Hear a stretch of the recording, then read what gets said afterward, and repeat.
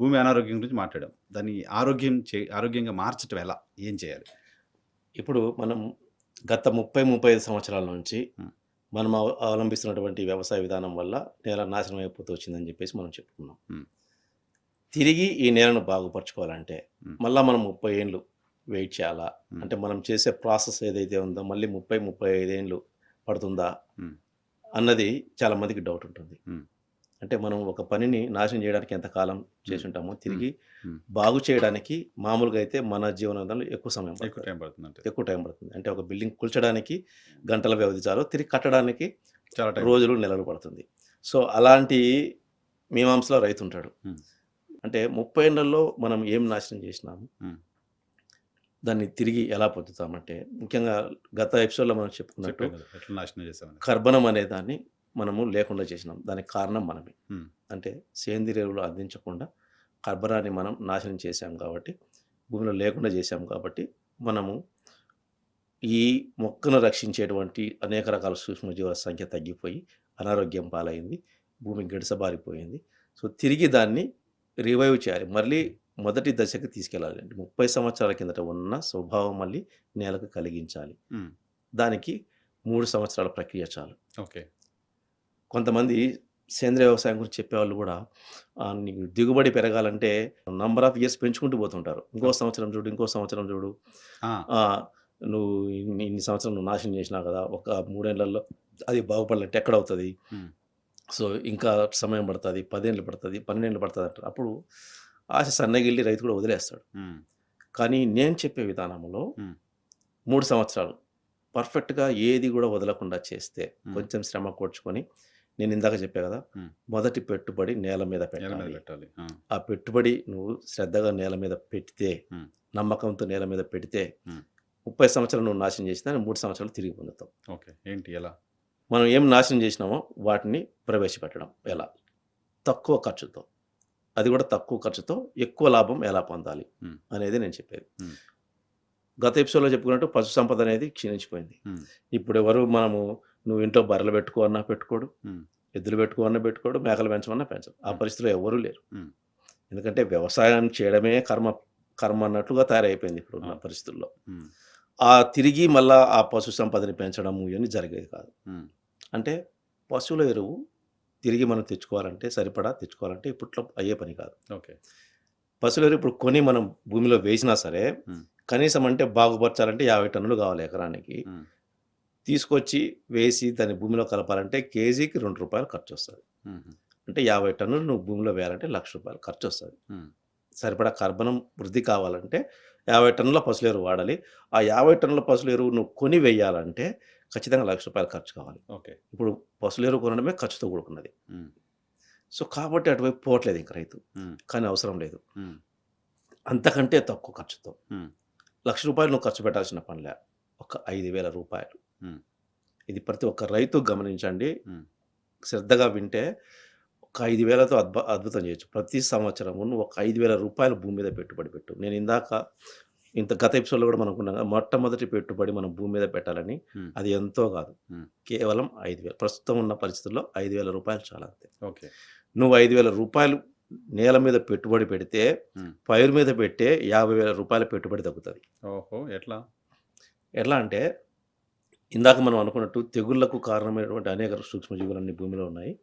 So, అవి పెరిగిపోయున్నాయి మన చర్యల వల్ల. వాటి సంఖ్యను ఎప్పుడైతే నువ్వు తగ్గించేసి, హ్మ్. భూమిలో అనారోగ్యంగా అనారోగ్యానికి గురైన మన భూమిని తిరిగి ఆరోగ్యవంతంగా తయారు చేసినావో, అప్పుడు పైరు మీద పెట్టే పెట్టుబడి తగ్గిపోతుంది. ఓకే. ఇప్పుడు ఎక్కువ పెట్టుబడంతా పైరు మీదనే జరుగుతుంది. హ్మ్. హ్మ్. హ్మ్. మొక్క నాటినప్పటి నుంచి ప్రతి 3 రోజులకోసారి పంప్ ఎత్తుకొని స్ప్రేయింగ్ చేసి ఒక్క స్ప్రే చేస్తే ఇప్పుడు ఒక మిర్చి పంట గాని, టమోటా గాని, కూరగాయల పంటల మీద ఒక స్ప్రే చేస్తే స్ప్రే ఖరీదు రూ. 2,000 పైన అవుతుంది. హ్మ్. ప్రతి 3 రోజులకు, 4 రోజులకు రూ. 2,000 పెట్టుబడి పెట్టుకుంటూ పోతున్నారు. అవును. ఎరువుల కంటే ఇప్పుడు పైన పిచికారుల ఖర్చు పెరిగిపోయింది. హ్మ్. సో, అవన్నీ తగ్గిపోతాయి. హ్మ్. సగం పైన పిచికారులు తగ్గించేసుకోవచ్చు. ఓకే. ఎప్పుడైతే నువ్వు నేలను ఆరోగ్యవంతంగా ఉంచినావో, పిచికారుల సంఖ్య తగ్గిపోతుంది. అందుకే తర్వాత తగ్గే దాని గురించి రైతుకు మక్కువ లేదు. హ్మ్. ఈ రూ. 5,000 పెట్టుబడి పెట్టాలన్నా గూడా ఊరక పెడుతున్నానేమో నేను, అదనంగా పెడుతున్నానేమో అనే భావనలోకే ఎళ్ళిపోతున్నాడు తప్ప ఉట్టిగా నుంచి. మట్టిలో పోసేస్తున్నాను అనుకుంటున్నారు. అది. హ్మ్. మట్టిని సో, బాగు చేస్తున్నాను. అందుకే నేను చెప్పేది అక్కడ 50,000 రూపాయలు తగ్గించుకోవడం కోసం ఇక్కడ నువ్వు 5,000 రూపాయలు పెట్టుబడి పెట్టు హ్మ్. భూమి మీద ప్రతి సంవత్సరం. హ్మ్. ఖచ్చితంగా ఇది జరుగుతది. మీరు కావాల్సింటే గమనించుకోవచ్చు. ఏంటి ఏం చేయాలి 5,000 రూపాయలతో? 5,000 రూపాయలతో హ్మ్. ఖర్చు ఏంటంటే పశు సంపద మనకు లేదు కాబట్టి, పశువుల ఎరువు లేదు కాబట్టి ఉన్నవాళ్ళు తోలుకోవచ్చు సంవత్సరం. లేని వాళ్ళు చేయాల్సింది ఏందంటే పచ్చిరొట్ట పైరు. హ్మ్.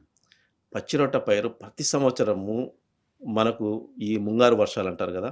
ఆ వర్షాధారమైన ప్రదేశాల్లో ఆ భూముల్లో ముంగారు వర్షాలకి వేసుకొని నీకెంతైనా పెరగనివ్వండి. హ్మ్. ఆ పచ్చిరొట్ట పైరు జీలుగా గావచ్చు, జనుము గావచ్చు ఏదైనా సరే దాన్ని పెంచి ఎంత 50 రోజులకు మించి పెంచకూడదు మళ్ళీ. హ్మ్. ఆ అవకాశం నీకుంటుంది ఖచ్చితంగా. జూన్‌లోనో మనకు తొలకరి వర్షాలొస్తాయి. అప్పుడు ముందే వేసేసి భూమిలో సేద్యం జరిగినట్టుంటుంది. హ్మ్. సేద్యం జరిగినట్టుంటుంది. పంట మార్చినట్లుంటుంది. హ్మ్. మనం పచ్చిరొట్ట పైరు పెంచడం వల్ల పంట మార్పిడి జరిగినట్టు కూడా ఉంటుంది. అంతే కదా! సో, మళ్ళీ ఆ పెరిగిన దాన్ని మనము భూమిలో కలపడం వల్ల కర్బనాన్ని అతి తక్కువ ఖర్చుతో ఎక్కువ మోతాదులో భూమిలో చేర్చిన వాళ్ళమవుతాం. ఓకే. మొక్క అంతా కర్బన నిర్మితం. హ్మ్. అది మొత్తం 80% పైన కర్బనమే ఉంటుంది దాంట్లో. హ్మ్. హ్మ్. సో, ఆ కర్బనాన్ని మొత్తం మనం భూమిలో కలిపిన వాళ్ళమవుతాం. హ్మ్. పచ్చిరొట్ట పైరు పెంచి. హుహు. ఎప్పుడైతే నువ్వు ఆ కర్బనాన్ని తక్కువ ఖర్చుతో భూమిలో ఎక్కువ పర్సెంటేజ్ పెంచినావో, హ్మ్. అప్పుడు ఆరోగ్యం అనేది చాలా తొందరగా పెరుగుతుంది. ఓకే. నేల తల్లి ఆరోగ్యానికి కారణం కర్బనం అని చెప్పుకున్నాం. హ్మ్. ఆ కర్బనం పర్సెంటేజ్ నువ్వు పెంచు. ఆటోమేటిక్‌గా మిగిలినవన్నీ వచ్చేస్తాయి. హ్మ్. హ్మ్. హ్మ్. అన్ని లక్షణాలు దానికి ఏమేమి లక్షణాలు ఉండవలనో తర్వాత వచ్చే ఎపిసోడ్‌లో మనం మాట్లాడుకుందాం. కానీ ఆ కర్బనం పెంచేదానికి అతి సులభమైన మార్గం ఇదొక్కటే. హ్మ్. హ్మ్. హ్మ్. 30 ఏళ్ళు నువ్వు నాశనమైన దాన్ని తిరిగి నువ్వు 30 ఏళ్ళు పట్టాల్సిన అవసరం లేదు. హ్మ్. 3 సంవత్సరాలు ప్రతి భూమిలో హ్మ్. నువ్వు వ్యవసాయ భూమి ఎంతుందో అంతలోను ఈ పచ్చిరొట్ట పైరు పెంచి భూమిలో కలిపేసి 50 రోజులు పెంచి హ్మ్. భూమిలో కలిపేయడం వల్ల కర్బనం పెరుగుతుంది. అంటే ఆహారం ఓకే. సూక్ష్మజీవులకు ఏదైతే ఆహారం ఉందో ఆహారం నువ్వు పెంచుతూ పోతున్నావు. హ్మ్. కేవలం ఆహారాన్ని పెంచితే సరిపోదు. హ్మ్. ఇప్పటివరకు నువ్వు నాశనం చేసినట్టే ఆ సూక్ష్మజీవుల్ని కూడా తిరిగి ప్రవేశపెట్టాలి. ఓకే. ఇవన్నీ అందుబాటులో ఉన్నాయి. హ్మ్. భూమిలో ఎన్ని రకాల మేలు కలిగించే సూక్ష్మజీవులు ఉన్నాయో అన్ని రకాలు ఇప్పుడు లేకపోవచ్చు కానీ, హ్మ్. కనీసం అంటే 10, 15 రకాలు మనకు అందుబాటులో వచ్చినాయి. హుహు. వాటిని అంటే మేము ల్యాబుల్లో తయారు చేసేటువంటి ట్రైకోడెర్మా, సూడోమోనాస్, బ్యాసిలస్ సబ్టిలిస్ హ్మ్. తర్వాత జీవన ఎరువులు ఇవన్నీ ఏవైతే ఉన్నాయో హ్మ్. అవేమి మనం ల్యాబ్‌లో కృత్రిమంగా తయారు చేసినటివి కాదు. హుహు. ఈ ప్రకృతి నుంచి అంటే నేలని తీసుకెళ్ళి, మట్టిని తీసుకెళ్ళి, ఆ మట్టిని ల్యాబ్‌లో ఐసోలేట్ చేసి, అందులో ఏమేమి ఉన్నాయో మొక్కకు మేలు కలిగించేటివి ఏమున్నాయో వాటిని ఐడెంటిఫై చేసి, వాటిని సెపరేట్ చేసి ఒక్కొక్క దాన్ని ఫర్మెంటర్స్‌లో వాటిని గ్రో చేస్తాం అంతే. ఓకే. అంటే మట్టి నుంచి తీసుకొచ్చాము. ఒక ల్యాబ్‌లో విపరీతంగా దాన్ని పెంచేసి, దాన్ని వేరే ఒక క్యారియర్‌కి కలిపి, ఒక మీడియాకు కలిపి రైతుకు అందిస్తాం. ఒక హ్మ్. ప్యాకెట్ రూపంలో. హ్మ్. సో, దాన్ని తిరిగి భూమిలో ప్రవేశపెట్టడం. హ్మ్. నీ మట్టిలోటివే అవి. హ్మ్. హ్మ్. హ్మ్. ట్రైకోడెర్మా, సూడోమోనాసు ఈ జీవ నియంత్రకాలు, జీవన ఎరువులు ఏవైతే అంటామో బయో ఫెర్టిలైజర్స్, ఈ బయో కంట్రోల్ ఏజెంట్స్ హ్మ్. ఇవి ఏవి ఎవ్వరు కృత్రిమంగా తయారు చేయలేదు. ఓకే. ఇవి ప్రకృతిలోటివే. హైబ్రిడ్ కాదు. హైబ్రిడ్ కానే కాదు. హ్మ్. ఇవి ప్రకృతిలోటివే. హ్మ్. నీ మట్టిలోటివే. హ్మ్.